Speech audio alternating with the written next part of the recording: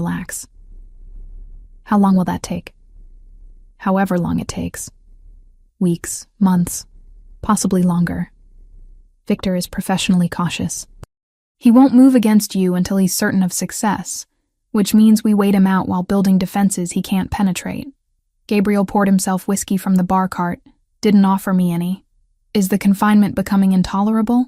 It's better than being dead. Low bar for measuring satisfaction, but accurate. He took a sip, studying me over the rim of his glass. You're handling this better than most would.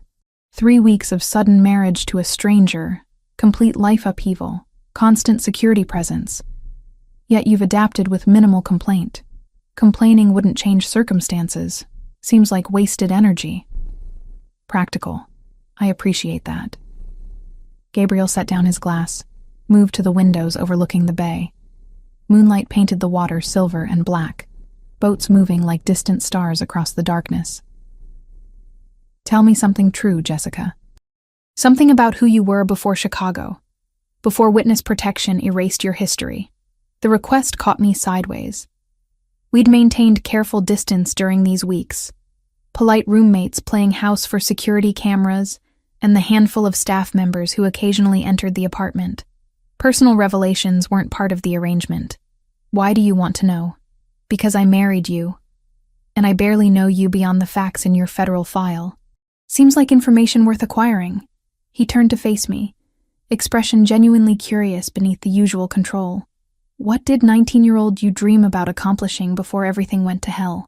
I considered deflecting, then remembered his earlier comment about preferring directness.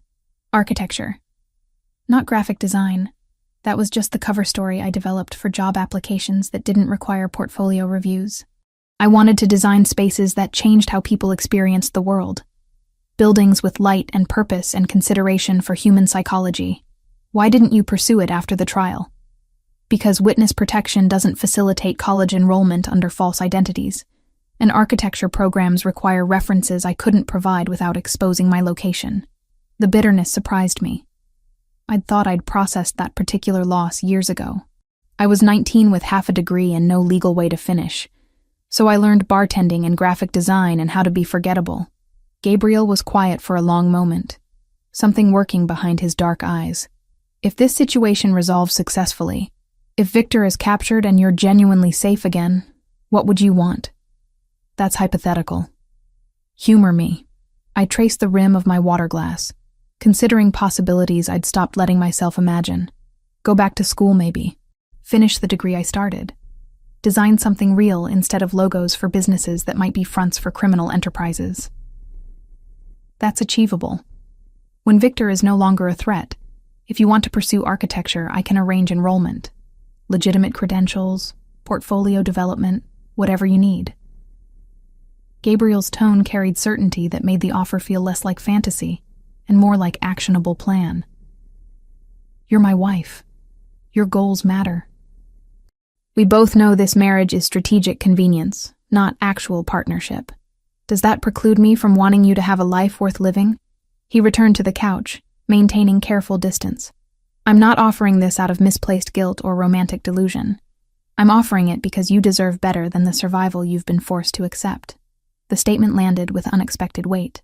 Most people in Gabriel's position would have been content with my compliance, with maintaining the arrangement without examining whether I was actually okay beyond baseline physical safety.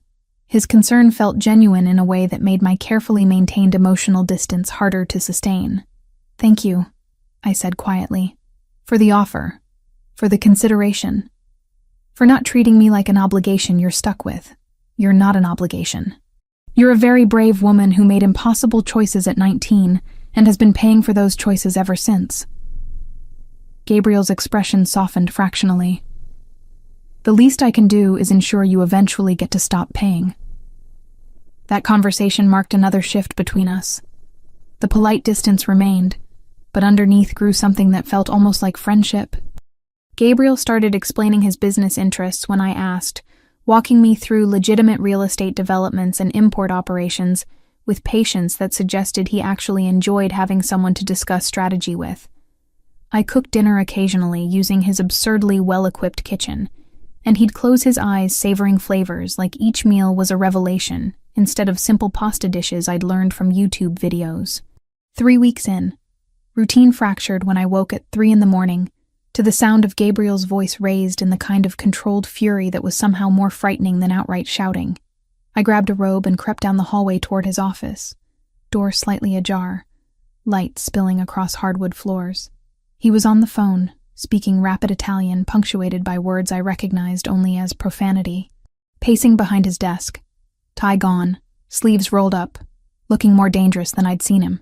When he caught sight of me in the doorway, his expression shifted immediately to concern. "I'll call you back," he said in English, disconnecting without waiting for response. "Did I wake you? What happened?" "Nothing you need to worry about. Business complication that required immediate attention." But his jaw remained tight, hands clenched at his sides. "Gabriel, I live here now. I'm not oblivious to when something's seriously wrong." I stepped into the office, despite every self-preservation instinct suggesting I maintain distance. "Does this have something to do with Victor?" He studied me for a long moment, clearly calculating how much to reveal. "Yes. One of my contacts reported activity suggesting Victor is in Miami. No confirmed sighting yet, but enough indicators that I'm increasing security protocols starting tomorrow. ICE flooded my system. He's here. In the city. Possibly. Could be deliberate misinformation meant to flush you out, or make you panic. Victor understands psychological warfare." Gabriel moved around the desk, close enough that I could see exhaustion behind the anger. "Either way, I'm not taking chances. Vincent will coordinate additional security. You'll have constant escort even within the building, and I'm suspending any outside activities until we verify the threat. So, back to complete lockdown. Back to maximum caution. I know it's frustrating, but your safety outweighs convenience." He paused, then added more softly, "I won't let him get to you, Jessica. That's not an empty promise.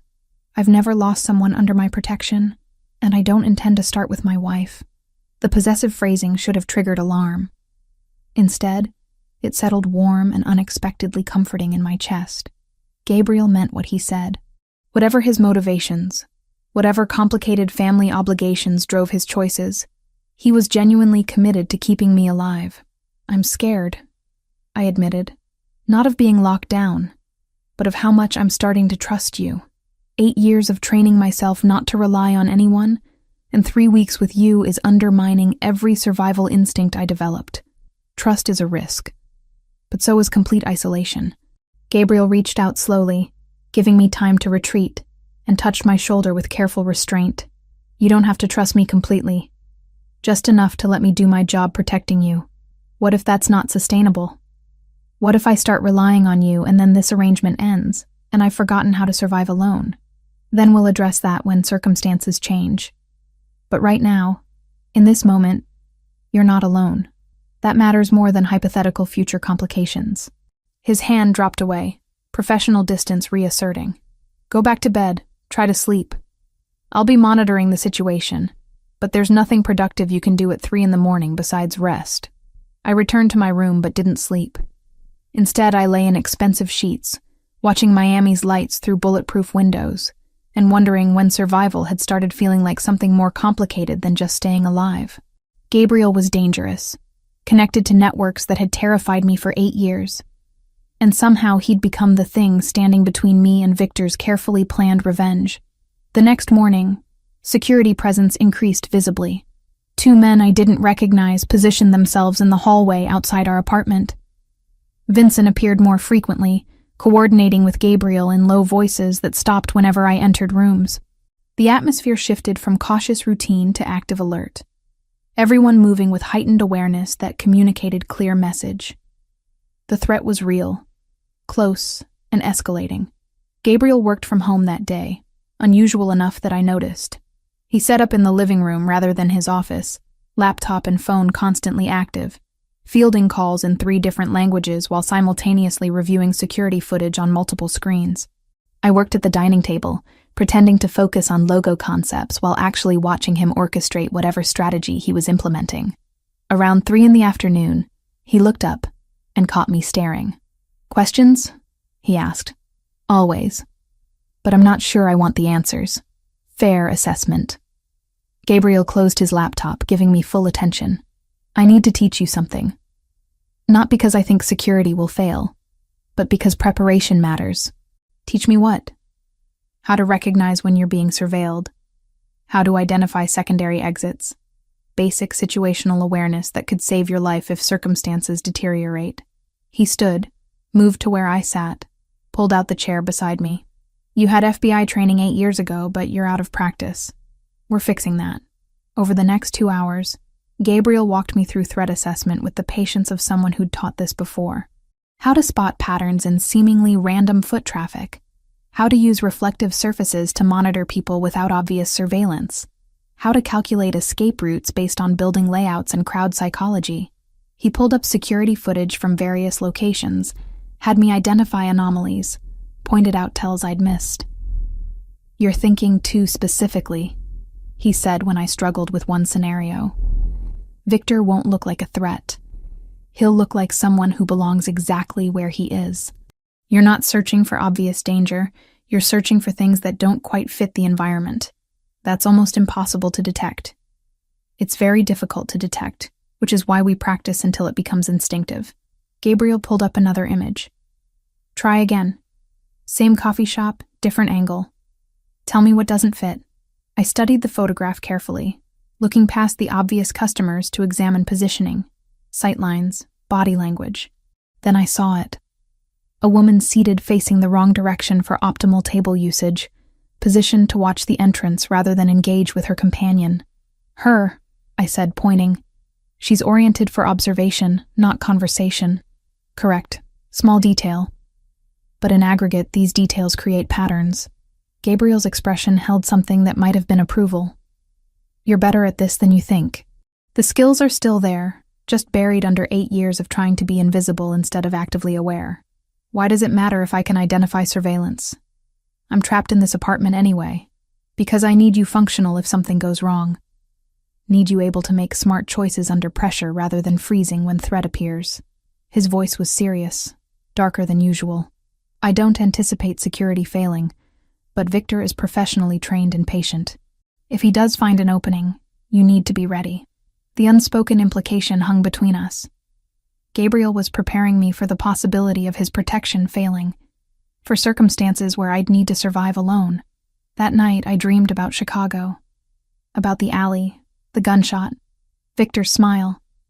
But this time when I woke gasping, Gabriel was there, not touching me, just sitting on the edge of my bed in sleep pants and a t-shirt. Solid presence in the darkness. You screamed, he said quietly. I heard it from my room. Sorry, nightmare. I'm fine. You're not fine, but you're safe. Those aren't the same thing. He didn't move, didn't crowd my space, just remained present until my breathing steadied. Want to talk about it? Not really. Talking won't change what I saw, or make Victor less terrifying. No, but it might make carrying it alone less exhausting. Gabriel's voice was careful, offering without demanding. I've got my own nightmares, Jessica. Different circumstances, same basic horror. Sometimes sharing the weight makes it slightly more bearable. So I told him. About 19-year-old me taking out trash, about the gunshot that echoed off brick walls, about Victor's eyes meeting mine with recognition that promised this wasn't over, about testifying while he watched with patient certainty that he'd find me eventually, about 8 years of waiting for that promise to materialize. Gabriel listened without interrupting, and when I finally ran out of words, he spoke with quiet intensity that carried absolute conviction. He won't get to you. That's not empty reassurance. I've been preparing defenses since before I contacted you, building security layers Victor can't easily penetrate. You're not alone in this anymore. I'm starting to believe that, which terrifies me almost as much as Victor does. Trusting people is terrifying, but so is dying alone because you wouldn't accept help. Gabriel stood, moved toward the door. Try to sleep. I'll be down the hall if you need anything. Gabriel, I said before he could leave. Thank you for coming when I screamed, for listening, for giving a damn whether I'm okay beyond baseline survival. Nobody's done that since I was 19. Then everyone else was failing you. His silhouette paused in the doorway. Get some rest. Tomorrow I'm teaching you emergency protocols, and you'll need to be sharp. He left me alone in the darkness, and for the first time in 3 weeks, the isolation felt less like imprisonment and more like shelter. Gabriel was dangerous, morally complicated, connected to violence I'd spent years avoiding. But he was also genuinely trying to keep me alive, and that mattered more than all the reasons I should maintain careful distance. I wondered when protection had started feeling like partnership, when survival had started feeling like something worth pursuing beyond just avoiding death. The ring on my finger caught moonlight, simple gold band that represented far more complexity than I'd anticipated when I'd agreed to this arrangement. 3 weeks married to Gabriel Fioraldi, and I was starting to forget what isolation felt like. Starting to imagine futures that extended beyond immediate danger. Starting to trust someone in ways that made survival feel less lonely and infinitely more complicated. The video arrived on a Thursday morning while Gabriel was in his office handling business calls. I was working on a branding project in the living room when my encrypted phone buzzed with a notification from an unknown sender. The message contained a single video file. No text, no explanation. I should have waited for Gabriel. Should have called Vincent. Should have done literally anything except click play on a file from an unidentified source. But curiosity and the particular brand of stupid bravery that got me into this situation 8 years ago won out over caution. The video was grainy, shot from a distance with a telephoto lens. It showed the front entrance of Gabriel's building, timestamp from 2 days ago, and there we were. Gabriel's hand at the small of my back, guiding me toward the car where Vincent waited. The footage was steady, professional, the work of someone with surveillance training. It played for 15 seconds before cutting to black text on white background. I know where you sleep, little witness. Protection means nothing when I'm patient. My hands shook, holding the phone. Victor wasn't just in Miami. He'd been outside the building, watching, recording, close enough to capture clear images through expensive camera equipment. All of Gabriel's security. All the protocols and armed guards and bulletproof windows. And Victor had still gotten within shooting distance. I walked to Gabriel's office on legs that felt disconnected from my body. Knocked once. Didn't wait for invitation before entering. He was on the phone speaking Italian, but took one look at my face and immediately switched to English. I'll call you back. He disconnected, rising from his desk. What happened? I handed him the phone without speaking. Watched his expression shift from concern to cold fury as he watched the video, his jaw tightening with each second. When did you receive this? 2 minutes ago. Unknown number, untraceable probably. My voice sounded distant even to my own ears. He was right there, Gabriel. 20 feet from your building entrance. How did security miss him? Because he's professionally trained in remaining invisible, and we were focused on different threat vectors. Gabriel replayed the video, studying the angle and quality. This was shot from the parking garage across the street, 4th or 5th level based on elevation. Somewhere security cameras have blind spots, so he found a weakness in your defenses. He found one angle in hundreds, doesn't mean he can exploit it for actual attack. But Gabriel's tone carried less certainty than his words. He forwarded the video to someone, typed rapid instructions I couldn't see. Vincent will review all footage from the past week, identify any other surveillance we missed. We're increasing protocols again, limiting your visibility further. I'm already barely leaving the apartment. How much more limited can we get? You don't leave at all until we locate Victor or confirm he's moved on. Gabriel set the phone down, moved around the desk to where I stood. I know that's not what you want to hear, but his message is clear. He's escalating, moving from distant threats to active surveillance. That means he's preparing for endgame. The clinical way he described my potential murder made me want to laugh or scream or both. So I'm trapped here indefinitely while he circles closer. You're protected here while we locate and neutralize the threat. Different framing, same reality. Gabriel's hand lifted like he wanted to touch my shoulder, then dropped. I won't let him get to you, Jessica. But I need you to cooperate with security even when it feels suffocating. Cooperate how? I already do everything Vincent tells me. I don't leave without escort. I barely exist outside these walls. Frustration I'd been suppressing for weeks bubbled over. I'm tired of being passive, tired of waiting for Victor to decide when and how he kills me. There has to be something I can do besides hide and hope your protection holds. You survived 8 years by being smart and cautious. Don't abandon that strategy now because frustration is making you reckless. I'm not talking about being reckless. I'm talking about being active instead of reactive. I grabbed my phone back, pulled up the video again. I know Victor. I watched him kill someone, sat through weeks of his trial, memorized his mannerisms and patterns because studying him was the only way to process what I'd witnessed. I know things about him that your security team doesn't. Gabriel studied me with that calculating expression I'd learned meant he was reassessing variables. What kind of things? Behavioral patterns. The way he prepares for operations, how he scouts locations, what tells he has when he's lying or stressed. I'd spent 8 years trying to forget those details, but they were carved into memory with the permanence of trauma. At his trial, investigators presented evidence I helped identify. Small things his defense attorney couldn't explain away because I'd noticed them in those 15 seconds in the alley. You're saying you want to help actively identify and locate him. I'm saying I should be part of the strategy instead of just the asset being protected. I've been studying predators for 8 years, learning to recognize threats before they materialize. Use that instead of keeping me locked away like fragile cargo. Gabriel was quiet for a long moment, clearly weighing risk against potential benefit. If I agree, and that's a significant if, you follow my rules completely. No improvisation, no taking initiative beyond what's explicitly approved. Your insights contribute to strategy, but you don't engage directly. Understood? Understood. And if at any point I determine your involvement increases risk rather than reducing it, you withdraw without argument. Agreed. He moved back to his desk, pulled up files on his computer.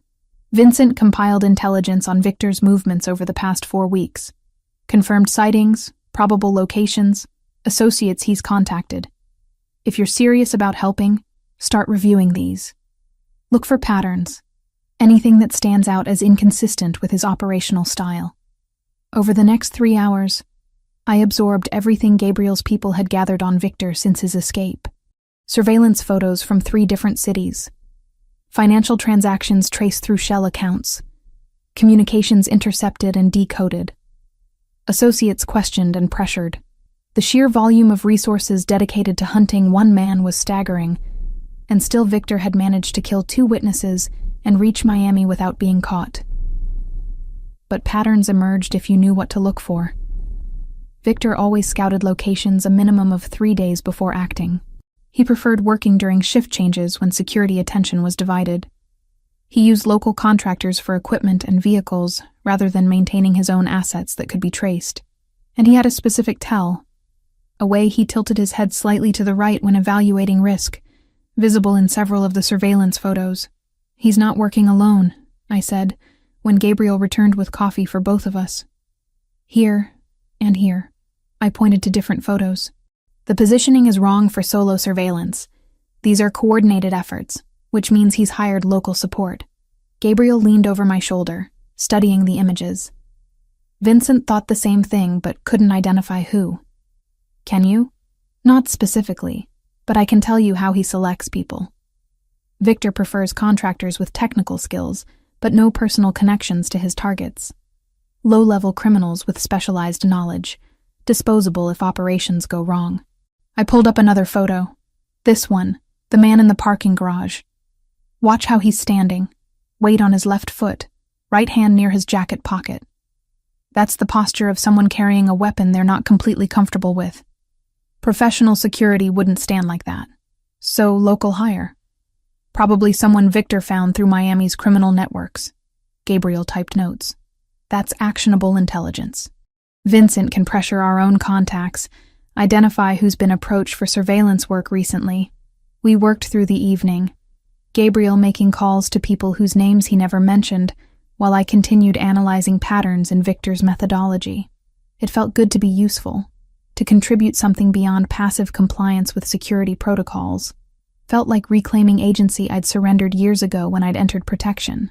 Around 9, Gabriel ordered dinner from a restaurant whose food arrived in containers too fancy for takeout. We ate at the dining table while continuing to review intelligence, the work creating an ease between us I hadn't felt before. This was partnership, collaboration towards shared goals, and the shift from protective arrangement to actual teamwork changed something fundamental in how I perceived Gabriel. "You're good at this," he observed, gesturing toward my notes. "Analysis, pattern recognition, threat assessment. You should have worked in intelligence instead of hiding behind a bar. Witness protection doesn't facilitate career counseling. They just tell you to stay invisible and hope nobody finds you. Apparently, whoever designed your protection strategy was an incompetent bureaucrat. You have skills that should have been utilized instead of suppressed." Gabriel refilled his wine glass, offered the bottle to me. "If we resolve this situation successfully, if Victor is captured or eliminated, you should consider actually using your capabilities." "Doing what? Consulting for organized crime families about security threats? If that interests you, sure. Or intelligence work, private security, risk assessment for legitimate corporations. You've spent 8 years developing survival instincts most people never acquire. That's marketable expertise." He paused. "Though architecture is still an option if that's what you actually want." The casual way he discussed my future, like survival past Victor was an achievable certainty rather than desperate hope, made something in my chest tighten unexpectedly. Gabriel spoke about afterwards like it was coming instead of if it was coming, and I'd started believing him despite all the reasons I should maintain skepticism. "Why do you care?" I asked. "About my future, my career, what happens after this arrangement ends? Most people in your position would be content with compliance and not worry about my long-term well-being, because you're not most people. You're someone who made impossible choices at 19 and has spent 8 years paying the cost." Gabriel's expression was serious, almost tender. "And because somewhere in the past 4 weeks, you stopped being just a strategic asset and became someone I genuinely want to see survive and thrive." The admission hung between us, weighted with implications neither of us had been ready to examine before now. "I don't know what to do with that information," I said quietly. "Nothing required immediately. Just accept that your well-being matters to me beyond contractual obligation." He stood, began clearing plates with domestic ease that seemed incongruous with everything else about him. "Come on, I want to show you something." He led me to his office, pulled up different files on his computer. These weren't intelligence reports or surveillance photos. They were architectural plans, detailed blueprints for a building I didn't recognize. What am I looking at? A property I acquired 6 months ago. Current structure is outdated, needs complete renovation. I've been working with architects on redesign, but nothing they've proposed captures what the space could become. Gabriel pulled up another view, 3-dimensional rendering that showed potential but lacked vision. "You said you wanted to design spaces that change how people experience the world. Show me what you'd do with this." I stared at the screen, then at Gabriel, trying to understand what he was offering. "You're serious?" "Completely. This is legitimate development. Nothing connected to questionable business interests. If you're interested, I want your input. Not as obligation, but as genuine collaboration." He clicked through more images. "Take your time reviewing the plans. If something interests you, we'll discuss it." "Gabriel, I haven't designed anything real since I was 19. I wouldn't even know where to start." "You start by remembering what excited you about architecture before everything went to hell. Then you apply that to actual opportunity instead of theoretical fantasy." His voice carried conviction that made the offer feel less intimidating. "Consider it. No pressure, no timeline. Just possibility." I looked at the blueprints, at the space waiting to be transformed, at the future Gabriel was casually offering like it was reasonable to plan beyond immediate survival. The gesture shouldn't have affected me as much as it did. This was still a strategic arrangement, still a marriage built on protection rather than affection. Except somewhere over 4 weeks, the lines had blurred. Gabriel wasn't just my protection anymore. He was becoming someone I trusted, someone whose approval I found myself seeking, someone whose presence made the isolation bearable. Dangerous territory for someone who'd survived 8 years by not forming attachments. Late that night, working at the dining table while Gabriel handled calls in his office, I realized I was designing, sketching ideas for the building he'd shown me, letting imagination override practical concerns about materials and budgets and building codes.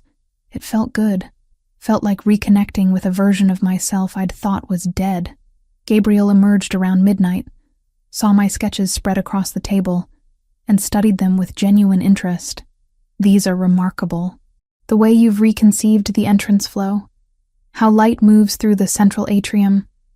This is exactly the kind of vision I was looking for. He leaned closer, examining details. You're talented, Jessica. Genuinely talented. Not just competent. It's rough work. Probably not even structurally feasible. It's brilliant work that needs refinement, which is what architects do. Gabriel straightened, met my eyes. Thank you for showing me this. For trusting me with something you care about. The moment stretched, charged with something I wasn't ready to name. Gabriel stood close enough that I could smell his cologne, close enough to see exhaustion behind his controlled expression. He'd spent 4 weeks protecting me, managing threats, maintaining security that kept Victor at bay. The toll that took was written in subtle lines around his eyes, in the way he held tension in his shoulders. You should sleep, I said. You look exhausted. Probably. But there's always one more call, one more security check, one more potential threat to evaluate. He didn't move away, just remained in that charged space between us. Victor's video today was deliberate escalation. He's preparing for his move, which means we're running out of time to locate him first. Are we going to find him before he finds another opening in your defenses? Yes, because failure isn't acceptable. Gabriel's hand lifted, thumb brushing my cheek so briefly I might have imagined it. I meant what I said earlier. You matter to me, Jessica. Not as obligation or asset, but as person I've come to care about. That's probably inappropriate given our arrangement's origins, but it's true nonetheless. My breath caught. Gabriel, I know. Complicated timing, questionable circumstances, all the reasons this is a terrible idea to acknowledge.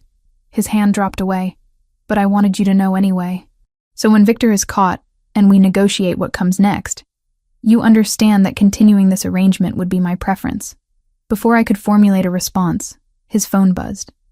He checked it, expression darkening. Vincent found something. I need to deal with this immediately. He was already moving toward his office. We'll continue this conversation later. Then he was gone, leaving me alone with architectural sketches and the echo of his admission. Gabriel cared about me, wanted to continue our marriage past the point where protection was necessary. Had transformed from stranger to someone whose future I'd started imagining alongside my own.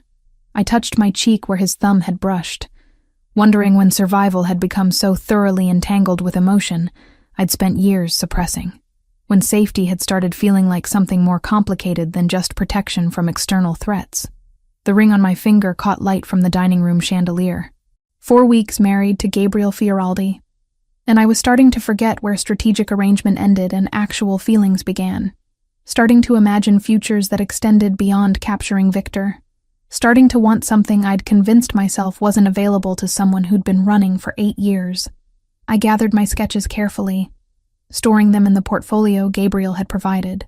Tomorrow I'd refine the designs, research structural feasibility, maybe even consult with actual architects about turning concepts into buildable plans.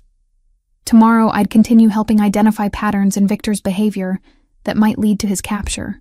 But tonight, I let myself acknowledge what I'd been denying for weeks. I was falling for Gabriel Fioraldi, complicated criminal connections and all. Falling for the man who'd married me to keep me alive, who taught me threat assessment at 3 a.m, who offered architectural projects like they were reasonable gifts instead of impossible dreams. And when Victor was finally caught, when the immediate danger passed, I was going to have to decide whether that was something worth pursuing or just trauma bonding disguised as authentic connection. Problem for another day. Tonight, I had designs to refine, and a husband whose admission had changed everything about how I understood our arrangement. The future could wait until survival became guaranteed, instead of provisional. Vincent's intelligence breakthrough came 3 days after the video. Gabriel emerged from his office at 7 a.m. looking like he'd been awake all night, which he probably had. I was making coffee when he appeared, exhaustion written across his features beneath the controlled focus he maintained even when running on fumes. We found him, he said without preamble. Victor. Vincent tracked one of his local contractors to a network of associates, pressured the right people, Got confirmation that Victor is operating out of a warehouse in Doral. We have the location, floor plans, surveillance indicating he's still there. I set down the coffee mug before I could drop it. You're sure? As sure as we can be without direct visual confirmation. Vincent is coordinating with people I trust to verify before we move. Gabriel accepted the coffee I'd poured, drank half of it in one swallow. There's a charity event Saturday night at the Fontainebleau. High profile, heavily attended, exactly the kind of public venue where Victor might try to make contact if he thinks there's an opportunity. You want to use me as bait. I want to draw him out in a controlled environment where we have overwhelming tactical advantage. You attend the event with me, visible and seemingly vulnerable, while my entire security apparatus positions to identify and intercept anyone connected to Victor. Gabriel's voice carried the clinical precision of someone who'd planned this scenario extensively. The goal is forcing him to commit resources, to expose his network so we can trace back to his location, and coordinate proper law enforcement response. Proper law enforcement. You mean the FBI contacts you trust not to have leaks? Exactly. Once we confirm Victor's location and have intelligence on his support structure, I hand everything to federal agents who weren't compromised by whoever leaked witness information originally. He set down his empty mug. But the Fontainebleau operation requires your active participation. You'd be visible, serving as catalyst to force Victor's hand. That involves calculated risk. What kind of risk? Minimal if everything proceeds according to plan. Vincent's team will be positioned throughout the venue. I'll be beside you the entire evening, and we'll have secondary layers of security Victor won't be able to identify. But visibility means exposure, even controlled exposure. I need you to understand what I'm asking before agreeing. I thought about 8 years of hiding, of being passive while others determined my safety. Thought about the architectural sketches currently spread across my desk, about Gabriel's admission that I mattered to him beyond strategic necessity. Thought about the alternative, which was remaining locked away while Victor circled closer. I'll do it, but I want full details of the security plan, not just vague reassurances. If I'm the catalyst, I need to understand exactly what that means operationally. Gabriel's expression shifted, something that might have been relief or approval. Fair requirement. This afternoon, Vincent will brief you on complete security protocols. You'll learn communication systems, evacuation routes, threat response procedures. By Saturday, you'll be as prepared as possible for every contingency we've anticipated. Over the next 2 days, my crash course in active security operations consumed every waking hour. Vincent walked me through the Fontainebleau's layout until I could navigate it blindfolded. Floor plans, emergency exits, sightlines, defensive positions. He taught me hand signals for communicating with security without obvious gestures. Showed me how to wear the small earpiece that would keep me connected to the team throughout the evening. Your job is simple, Vincent explained during one session. Be visible, maintain composure, watch for anyone matching Victor's profile or known associates. You identify potential threats, we verify and respond. You don't engage directly under any circumstances. What if something goes wrong? If Victor gets past your perimeter? Then you follow the evacuation protocol we're drilling until you can execute it reflexively. Trust the training, trust the team, trust Mr. Fioraldi. Vincent's expression was serious. He's never lost anyone under his protection. Saturday won't be the first time. Gabriel appeared less frequently during those 2 days, coordinating aspects of the operation I wasn't privy to. When we did cross paths, he'd check on my training progress with Vincent, ensure I was handling the pressure, occasionally touch my shoulder or hand with brief reassurance that felt more personal than professional. Late Friday night, he found me reviewing floor plans one more time in the living room. Sat down beside me without asking, close enough that our shoulders touched. You don't have to do this, he said quietly. If the risk feels too substantial, we'll find another approach. Your safety matters more than expedient resolution. I need to do this. Need to stop being passive. Stop letting Victor control the narrative of my life. I set down the floor plans, turned to face him. 8 years I've been running. I'm tired of running, Gabriel. I want to turn around and fight. Fighting and being smart aren't mutually exclusive. You can be brave without being reckless. His hand found mine, fingers lacing together with startling intimacy. I'm asking you to trust me tomorrow night. Trust that I won't let him get to you, that the security we've built is sufficient, that this plan works. I do trust you. That terrifies me almost as much as Victor does, but it's true. I squeezed his hand. When did that happen? When did you stop being the stranger I married out of desperation and become someone I'd trust with my life? Probably around the same time you stopped being an obligation and became someone I can't imagine not protecting. Gabriel's thumb traced patterns on my palm. After Saturday, after Victor is neutralized, we should discuss what this arrangement becomes. Because I don't want to stop being your husband, Jessica. That's not strategic calculation. That's genuine preference. The admission should have felt premature, complicated by circumstance and trauma bonding. Instead, it settled warm and certain in my chest, confirmation of what I'd been feeling, but hadn't articulated. I don't want to stop either, I admitted, which is probably the worst possible timing for this conversation. But there it is. Gabriel leaned closer, his free hand cupping my jaw with careful intent. Terrible timing. Absolutely inadvisable given everything happening tomorrow. But I'm going to kiss you anyway. Because I've wanted to for 3 weeks. And uncertainty about whether we survive Victor's next move makes waiting seem pointless. That's fatalistic reasoning. That's honest reasoning. His mouth hovered inches from mine. Tell me to stop if this isn't what you want. I closed the remaining distance instead of answering with words. The kiss was nothing like the brief, chaste contact at our courthouse wedding. This was hungry and desperate. Weeks of tension and proximity, and carefully maintained distance collapsing into urgent need.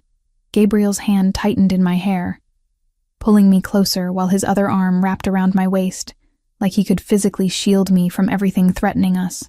When we finally broke apart, both breathing hard, he pressed his forehead to mine. That complicates things, I managed. That clarifies things. Everything else was complicated. This is the only simple truth in a situation built on strategic necessity. Gabriel pulled back slightly, studying my face with an intensity that made me feel seen in ways I'd avoided for years. Stay with me tonight. Not for strategy or security protocols, just because I don't want to spend what might be our last quiet night apart. That's still fatalistic. That's still honest. He stood, extended his hand. Your choice, Jessica.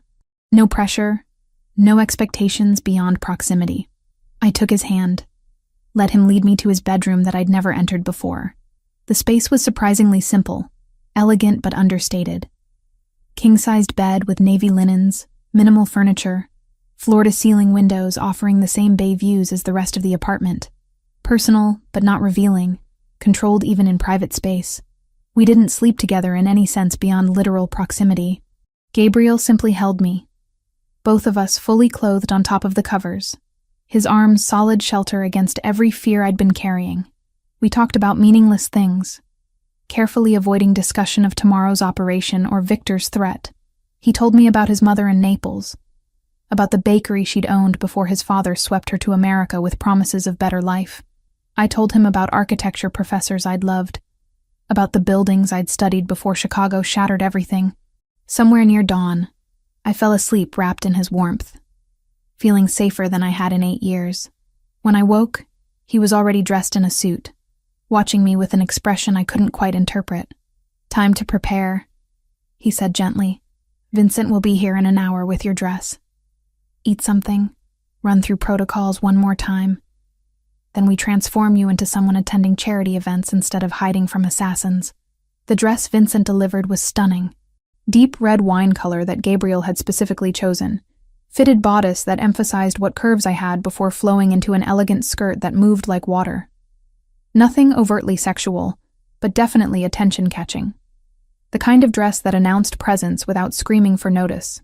Hair and makeup were handled by professionals who arrived at 4, transforming me from bartender hiding behind anonymity into someone who could plausibly attend events where Miami's wealthy congregated. Elegant updo that showed off my neck and the small scar on my eyebrow that no amount of makeup quite concealed. Understated jewelry except for my wedding ring, which caught light with every movement. When I emerged from my bedroom at 7, Gabriel was waiting in the living room.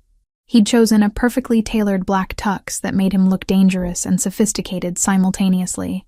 His expression when he saw me was worth every uncomfortable moment of preparation.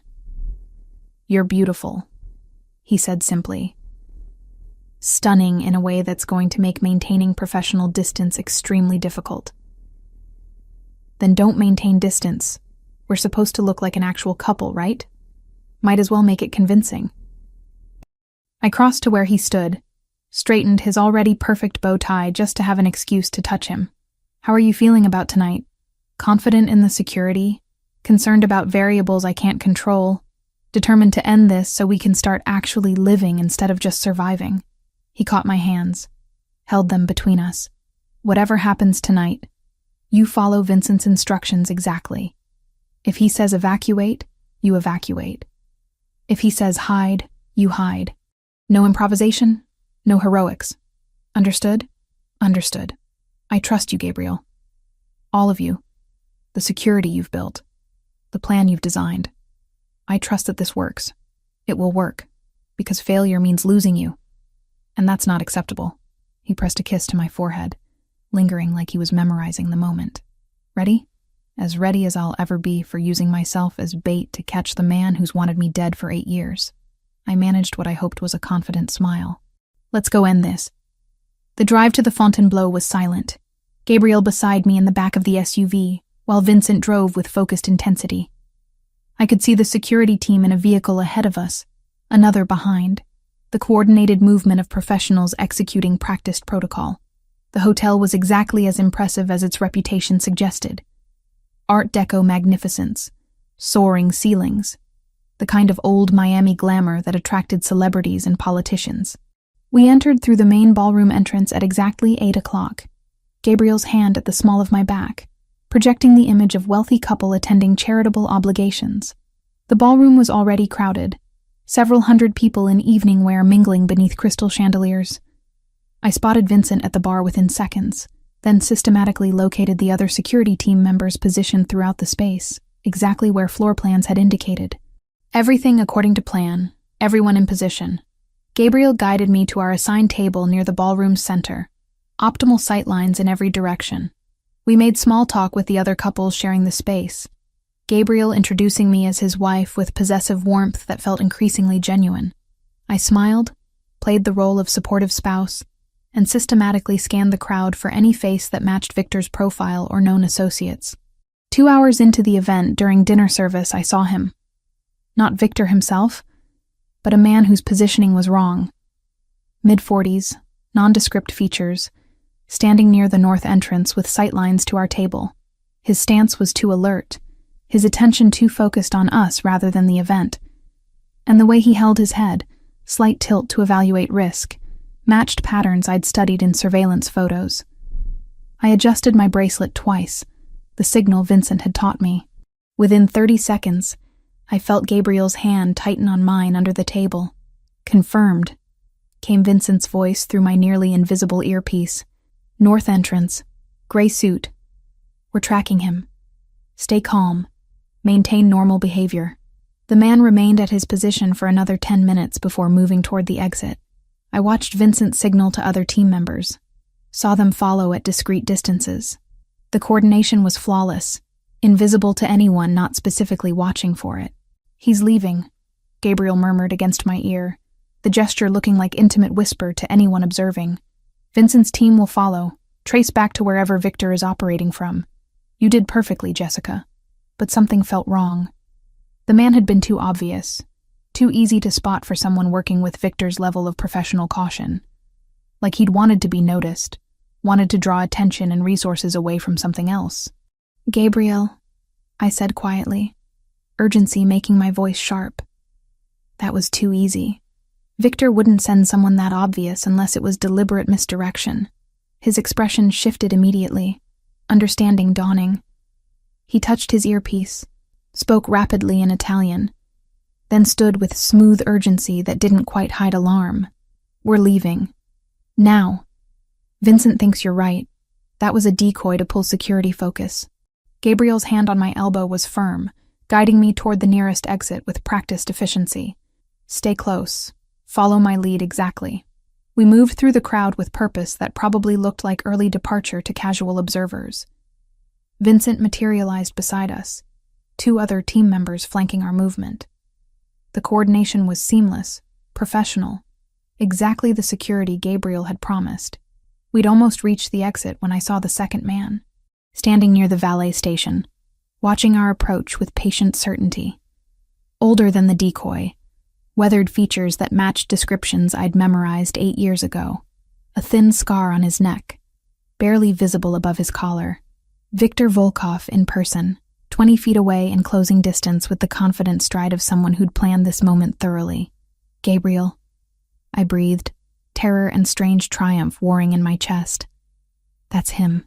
That's Viktor. Everything happened simultaneously in fragmented seconds that felt like hours. Vincent's hand on my arm pulling me back toward the ballroom interior. Gabriel positioning himself between Viktor and me with the instinctive protection that had defined our entire arrangement. Security team members converging from multiple directions. Coordinated movement that was beautiful in its lethal precision. Viktor saw them coming. Of course he did. 8 years planning this moment meant he'd anticipated security response, planned for complications, prepared contingencies for scenarios where direct approach failed. His hand moved toward his jacket, and Vincent shoved me sideways hard enough that I stumbled into a decorative column. But no gunshot came. Because this was the Fontainebleau, crawling with private security and off-duty police working event protection. Viktor shooting me would achieve the goal of my death while guaranteeing his immediate capture or death, not the escape he'd planned. Instead, he smiled. The same smile I remembered from the alley 8 years ago. Recognition and patient certainty that this wasn't over. Then he turned and walked calmly toward the exit, like he'd simply changed his mind about valet service. "Don't lose him," Gabriel said into his radio, voice carrying absolute authority. "Follow at distance, identify his vehicle and support team, but do not engage publicly. We trace him back to his base of operations and coordinate proper law enforcement response." Vincent signaled to 3 team members who immediately peeled off, following Viktor's retreat with professional discretion. Gabriel turned to me, hands framing my face, checking for injury with urgent intensity. "Are you hurt? Did you hit anything when Vincent moved you?" "I'm fine. Bruised probably, but fine." My heart was racing so fast I felt lightheaded, adrenaline making everything too bright and too sharp. That was him. That was really him, Gabriel. After 8 years, I was 20 feet from Viktor Volkov, and you identified him before he could get close enough to be a genuine threat. Your pattern recognition just saved your life. Gabriel's thumb brushed my cheekbone. We need to leave immediately. Vincent's team will track Viktor, but you need to be somewhere with fortress-level security until we confirm what his next move is. The drive back to the apartment passed in tense silence. Gabriel on the phone speaking rapid Italian to people coordinating Viktor's surveillance. I sat pressed against his side, needing the solid warmth of him to process what had just happened. Viktor had been right there, close enough that I'd seen the scar on his neck, the patient calculation in his eyes. Close enough to kill me if circumstances had been different. But circumstances hadn't been different. Gabriel's security had worked exactly as designed, identifying the threat and responding before Viktor could act. The trap we'd set had partially succeeded, drawing Viktor out and confirming his presence even if we hadn't captured him directly. Back at the apartment, Gabriel's office became command center.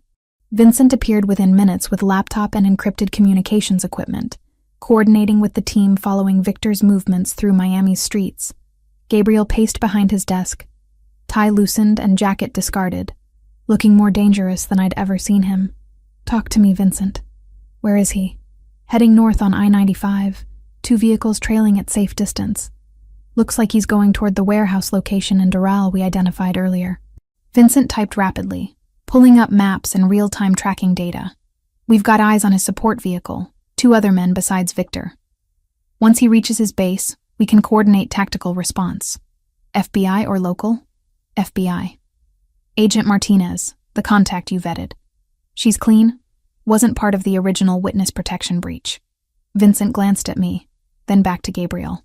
"She can have a team assembled within the hour, ready to move once we confirm Viktor is stationary." Gabriel was quiet for a long moment, calculating risk and timing. "Set it up. Full coordination with Martinez, but our people maintain overwatch until federal agents are on scene." I want confirmation that Victor is contained before standing down security. Over the next 90 minutes, I watched Gabriel orchestrate law enforcement response with the casual competence of someone who'd done this before, coordinating between his security team and FBI resources, ensuring everyone understood objectives and rules of engagement, maintaining control of an operation that was technically outside his authority, but practically dependent on his intelligence and assets. Agent Martinez arrived at the apartment around midnight, crisp and professional despite the late hour. Mid-40s with sharp eyes and the efficient demeanor of someone who'd spent decades in federal service. She reviewed the intelligence Gabriel's team had compiled, asked pointed questions about surveillance methods and source reliability, then made a series of calls that assembled tactical response faster than I'd thought possible. "Your information is solid," she told Gabriel. "We've had people looking for Volkov since his escape, and you found him in 3 weeks. That's impressive work. I had personal motivation and resources federal bureaucracy doesn't facilitate." Gabriel's expression was carefully neutral. "What's your timeline for moving on the warehouse?" 2 hours. I want full tactical team assembled, helicopter support in position, every exit covered before we announce our presence." Martinez looked at me directly. "Ms. Turner, I'll need your statement after we secure Volkov. Everything you witnessed tonight, anything he said or did that could support charges beyond the original conviction." He didn't say anything, just smiled and walked away when he realized security had him surrounded. I pulled my wrap tighter, suddenly cold despite the apartment's comfortable temperature. "But I can provide detailed identification, confirm it was definitely him at the Fontainebleau. That helps. Visual confirmation from the primary witness will strengthen our case." Martinez closed her laptop with decisive finality. "Mr. Fioraldi, your team should stand down once our tactical unit is in position. We appreciate the intelligence, but FBI will handle the actual arrest." "Understood. My people will withdraw to perimeter observation once you signal tactical is ready." Gabriel's tone was professionally cooperative, but I heard the tension underneath. He was surrendering control of an operation that directly affected my safety, trusting federal agents to finish what his resources had started. After Martinez left, Gabriel returned to his office while Vincent coordinated final details with the team maintaining surveillance on Victor's warehouse location. I sat in the living room feeling disconnected from my body, watching Miami's lights through bulletproof windows and processing that this might actually be ending. 8 years of running, 4 weeks of strategic marriage, and tonight might be the night I stopped having to look over my shoulder. Gabriel found me there around 2 a.m, dropping onto the couch beside me with exhaustion written across his features. "Martinez's team is moving into position.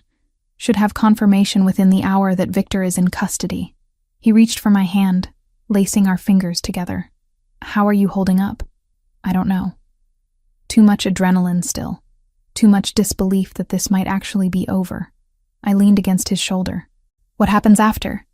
When Victor is captured and the immediate threat ends?" "We've discussed this. We negotiate what our marriage becomes going forward." Gabriel's arm wrapped around me, pulling me closer. "I meant what I said last night. I don't want this to end, Jessica. The circumstances that brought us together were complicated, but what's developed between us feels genuine. It is genuine. That's what terrifies me." I tilted my head to look at him.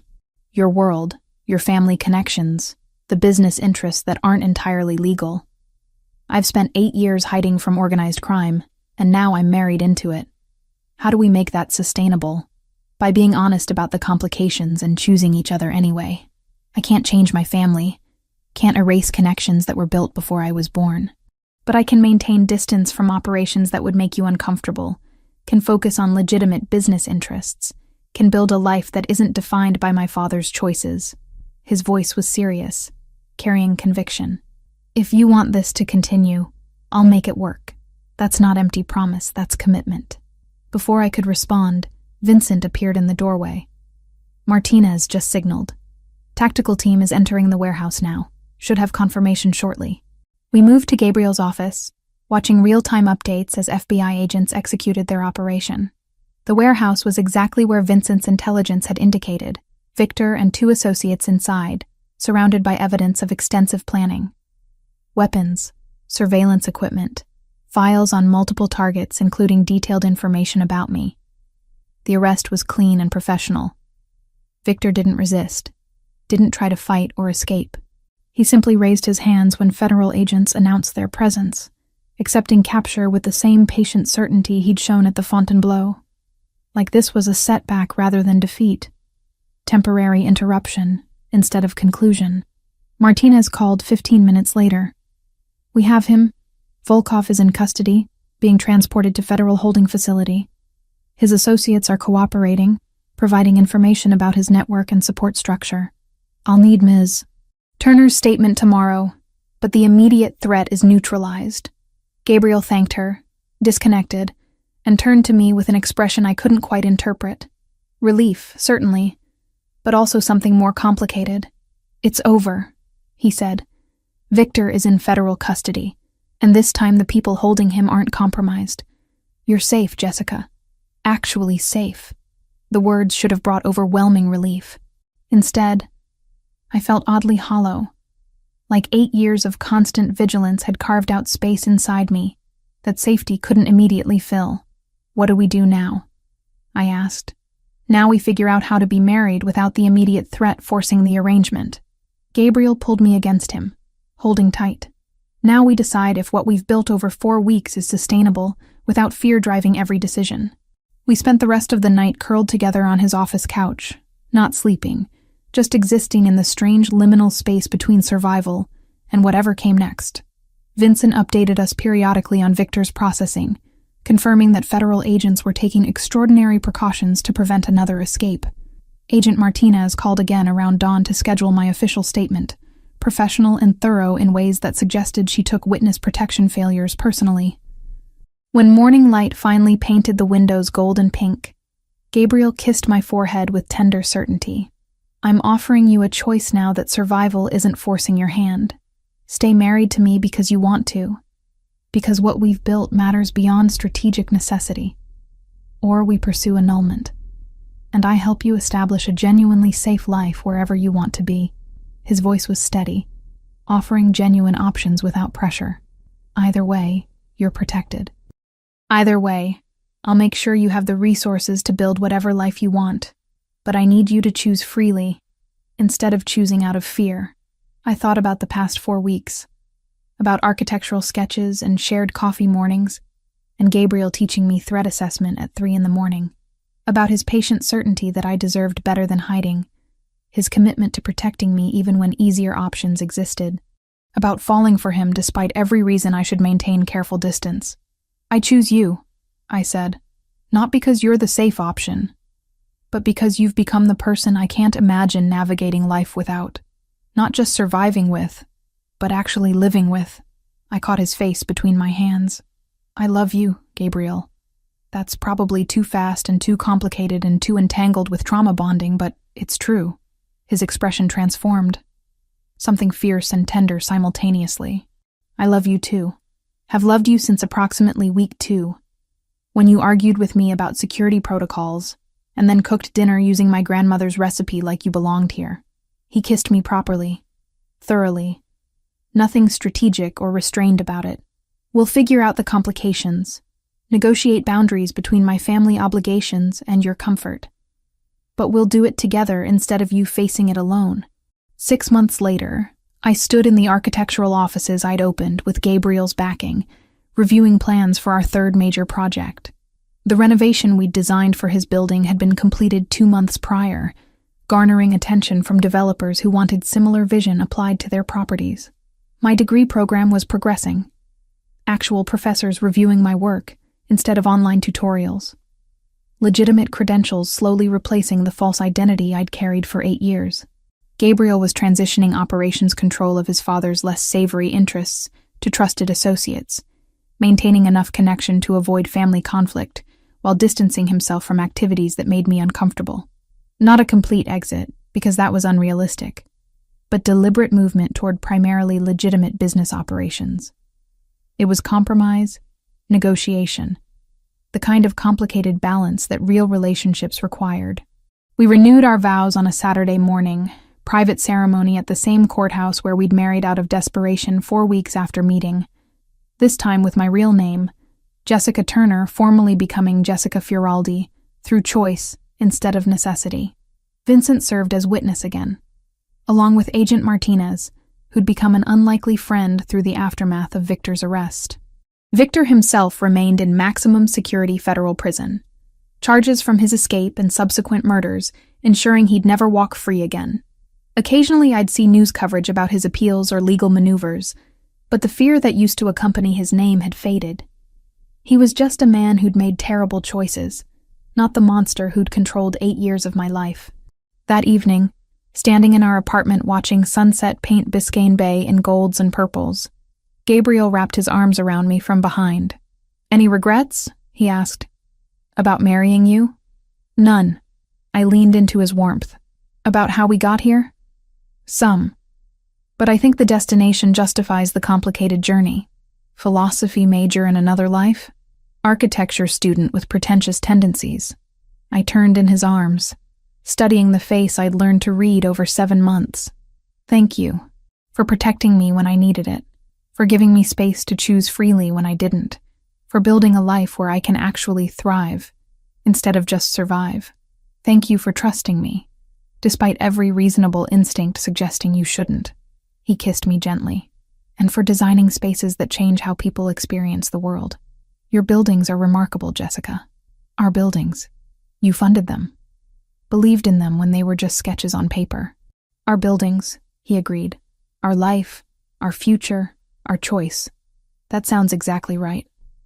We stood there as Miami's lights began illuminating the darkness. 2 people who'd found each other through the worst possible circumstances and chosen to build something genuine from strategic necessity. It wasn't a perfect ending, because real life doesn't provide those. But it was real, and chosen, and ours. And after 8 years of running, real and chosen, and ours was more than enough. The end.